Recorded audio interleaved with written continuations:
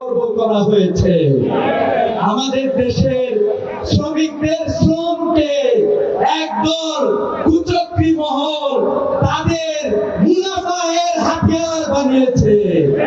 শ্রমিকদের ঘামের উপরে দাঁড়িয়ে, শ্রমিকদের রক্তের উপরে দাঁড়িয়ে তারা তাদের সম্পদকে কুক্ষিগত করার চক্রান্ত তারা নিয়েছে।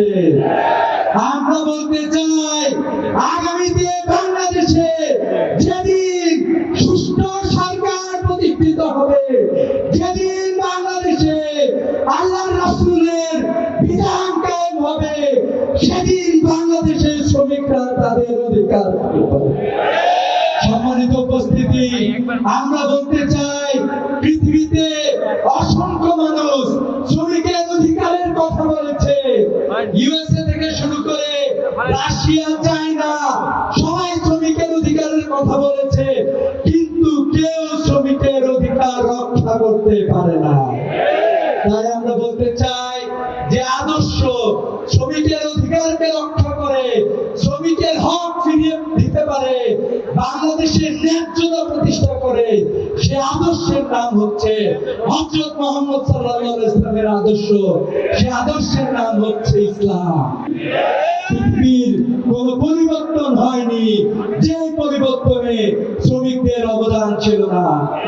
আমরা দেখেছি সর্বশেষ জুলাই বিপ্লবে বাংলাদেশের ছাত্র জনতা যখন রাস্তায় নেমে এসেছিল, সেদিন সহস্রাধিক শ্রমিক, লক্ষ শ্রমিক বাংলাদেশের রাজপথে নেমে ফ্যাসিবাদকে বাংলাদেশে বিতাড়িত করেছে।